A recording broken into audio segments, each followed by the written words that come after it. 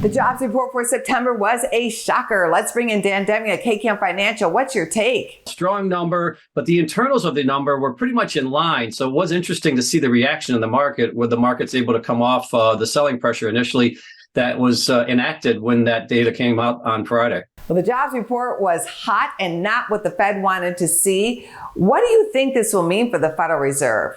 Yeah, it'll be interesting to see how this week plays out, Angie, when you look at some of the data points that we have with PPI and CPI before earnings kicking off later in the week as well. So, when you look at some of the inputs into the economic structure, really the inflation data will be key this week with the continuation of a very strong labor market. The Fed, continuing to maintain that we're close to maybe being done, but there still could be at least one more hike in the cards should the economy continue to move along and inflation not necessarily come down at the rate that they're looking for. But we're also seeing the Treasury markets adjusting for the higher for longer theme. And with that, that's what's creating this volatility in the market. But overall, when you look at a very strong economy, and if we are getting closer to the end of the Fed tightening cycle, I think that's why the market has been able to kind of hold these lower bounds when the selling pressure from last week.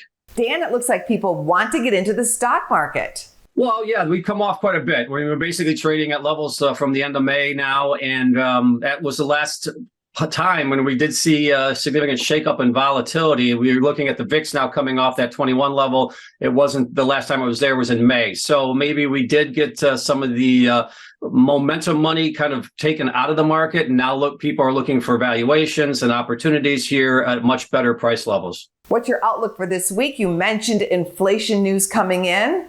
Yeah, I think this week Fed speak will be a big driver as well as we continue to see these data points roll out and the Fed commentary on the expectations moving forward.